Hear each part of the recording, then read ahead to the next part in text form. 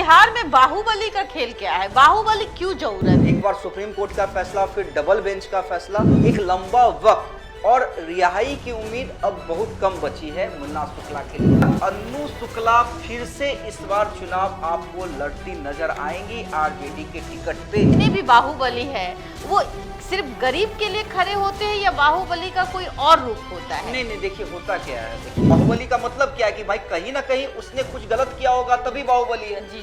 कानून का उल्लंघन किया होगा तभी बाहुबली। कई बार इन बाहुबलियों ने विधायकों को कैद किया है। अच्छा, विधायकों को कैद किया है, लेकिन उन्हीं के राज में भाई आनंद सिंह छोटे सरकार कहे जाते थे, उन्हीं के राज में सुनील पांडे विधायक थे, उन्हीं के राज में मुन्ना शुक्ला की पत्नी अन्नू शुक्ला चुनाव लड़ती थी। तो चलो यार इसको टिकट देंगे तो मीडिया वाला सवाल उठाएगा या विपक्ष वाला सवाल उठाएगा, तो चलो इसको पत्नी को टिकट देंगे। मतलब कि आप कहना क्या चाहते हैं कि जो चिराग पासवान के जो चाचा है पशुपति पारस, वो भी साथ देंगे? पारस गठबंधन में आए या ना आए, लेकिन सूरजभान सिंह अन्नू शुक्ला को वो सीट जिताने के लिए कोई कसर नहीं छोड़ी। बिहार में कितने बाहुबली?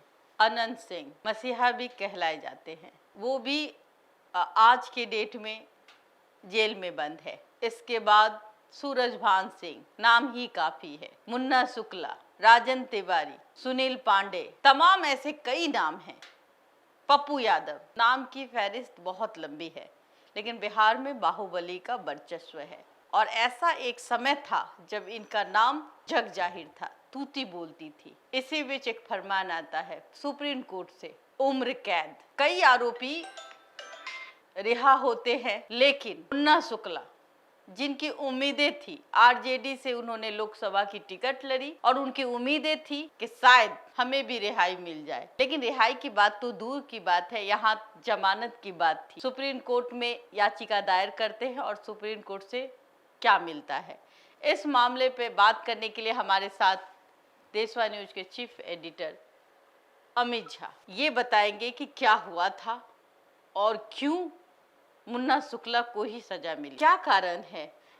जिस तरीके से 6 महीने से भी कम का अवधि है और विधानसभा का इलेक्शन है, बहुत दमखम दिखाया गया लोकसभा में, आरजेडी की तरफ से टिकट लेकर खड़े हुए थे, लेकिन कहीं ना कहीं नाकामयाबी मिली और दूसरी तरफ फिर से एक और गाज फूट फूट कर कहीं ना कहीं रोते होंगे कि मेरे साथ ऐसा क्यों हुआ।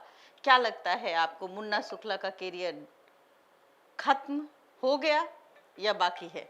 नहीं, बिल्कुल बबीता जी, देखिए जो आपने कहा कि बिहार में कई बाहुबली हैं जी, आपने कई नाम लिए, चाहे अनंत सिंह हो, सुनील पांडे हो, मुन्ना शुक्ला हो, सूरजभान सिंह हो, जी, राजन तिवारी हो, जी, जी, कई नाम हैं और ये नामों की फहरिस्त काफी लंबी है। रितलाल यादव वो भी अभी जेल में है जी, लेकिन सवाल ये उठता है करियर क्या होगा। देखिए अगर बात स्पेसिफिक आप मुन्ना शुक्ला की करें और उनका सजा क्यों बरकरार रहा, तो देखिए इसमें कई बिंदु हैं जो सबूत सुप्रीम कोर्ट में मिले, जो गवाह मिले, क्योंकि देखिए कई सालों से लंबा केस चल रहा था, कई गवाह पलटे भी, स्थितियां देखी गई, मोटिव देखा गया, कई चीजें, कई दौरों से ये केस गुजरा है। उसमें ये पाया गया कि जो मुन्ना शुक्ला है वो एक प्रमुख आरोपी है।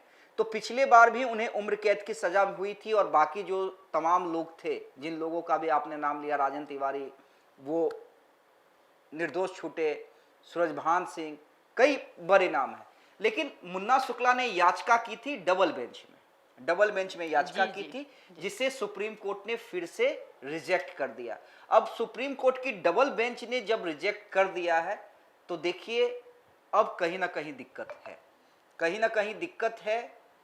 और अब अगर आप मुन्ना शुक्ला की बात करें जी, तो मुन्ना शुक्ला काफी लंबे दिनों के लिए अब आपको जेल में नजर आएंगे। क्या वो उनकी जिंदगी जेल में ही कट जाएगी? बिल्कुल, देखिए जिस तरीके से अब कहीं ना कहीं उम्र कैद की आप बात कर रहे हैं और कहीं ना कहीं परिवार में अब मातम का माहौल होगा, क्योंकि अब जो है सुप्रीम कोर्ट से उन्होंने आस लगाई थी और सुप्रीम कोर्ट ने जो एक पक्ष है जिनके पति के साथ ये घटना घटी, उनके डिसीजन को मान्य रखा। बिल्कुल नहीं। अब देखिए अब इसमें 2-3 चीज है। अब आगे क्या कानूनी प्रक्रिया अपनाते हैं मुन्ना शुक्ला, हालांकि अब देखिए बहुत टफ है। एक बार सुप्रीम कोर्ट का फैसला, फिर डबल बेंच का फैसला, उसके बाद कोई सुप्रीम कोर्ट में ये फैसला पलटा जाएगा, इसकी संभावना काफी कम दिखती है।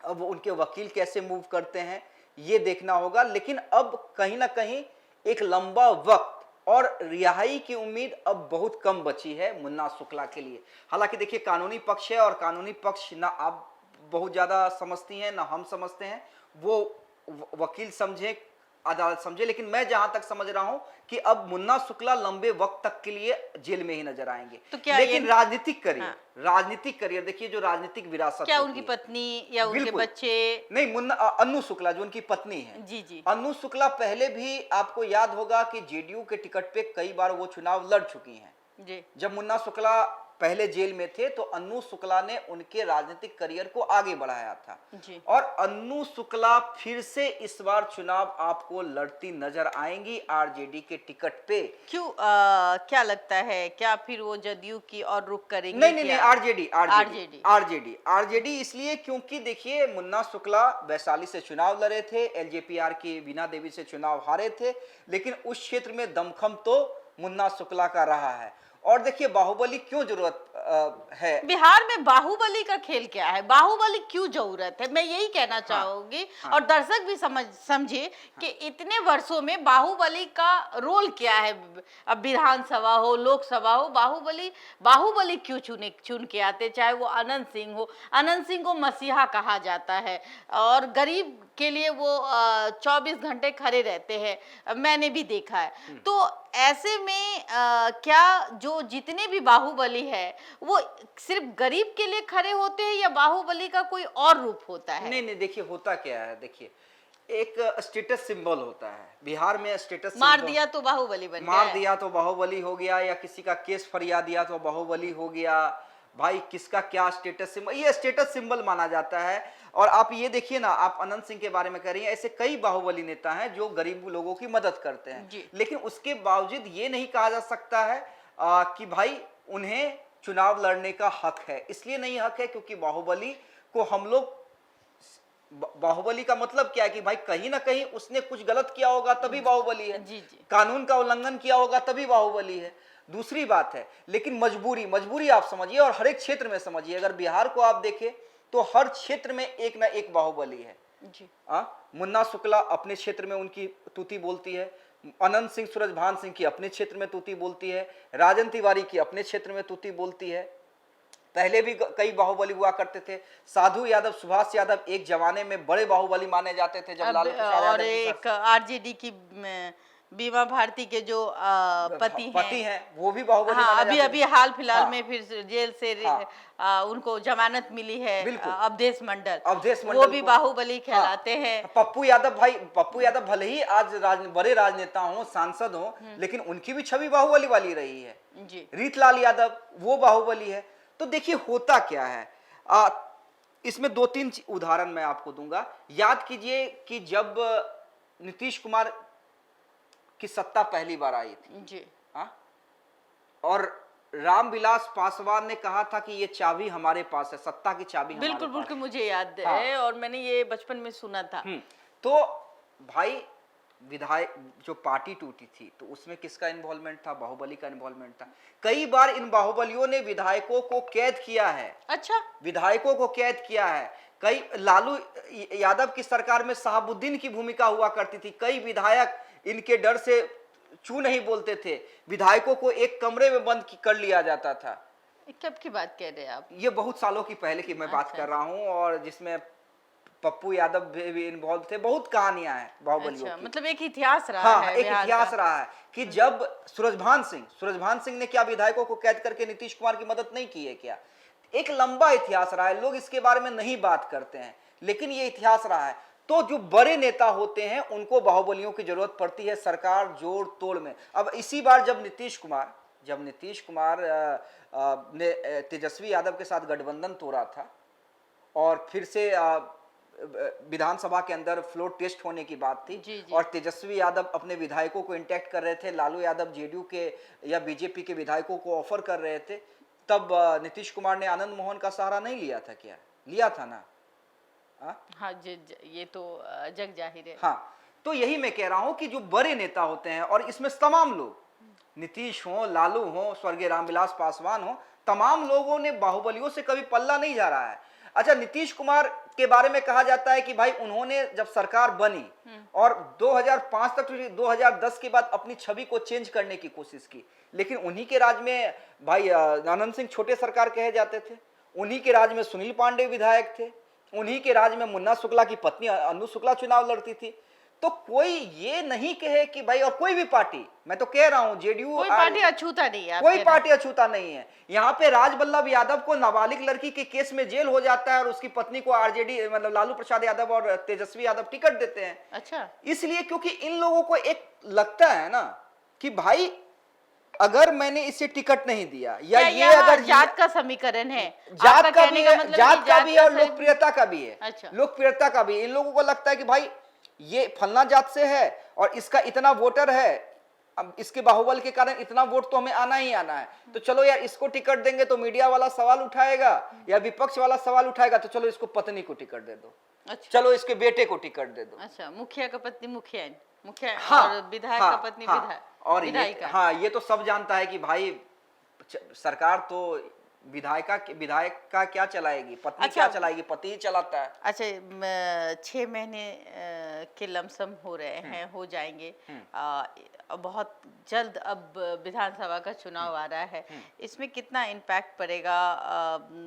जिस तरीके से अब सुप्रीम कोर्ट ने इनको राहत नहीं दी और अब इनको जेल रहना पड़ेगा, आनंद कुछ मुन्ना शुक्ला को अब बेऊर जेल में ही रहना पड़ेगा, तो इस पे क्या चुनाव पे कोई असर पड़ेगा? आरजेडी कमजोर होगी या फिर जिस तरीके की राजनीति है, जदयू और बीजेपी का गठबंधन है और बहुत सारे छोटे छोटे हैं, जिसमें आप देखिए चिराग पासवान भी कहीं ना कहीं गठबंधन के हिस्से में आते हैं, जीतन मांझी है, उपेंद्र कुशवाहा है, मतलब कि एक समूह, पांडव कहते हैं, हाँ, 5 पांडव जिस तरीके से अब मजबूत होते हुए नजर आ रहे हैं, क्या लगता है कि आरजेडी जो है कहीं ना कहीं वो टूटती हुई नजर आ रही है और अपने आप को अकेला महसूस करेगी मुन्ना शुक्ला के जाने के बाद? नहीं, देखिए मुन्ना शुक्ला ओवर और बिहार के फैक्टर नहीं है,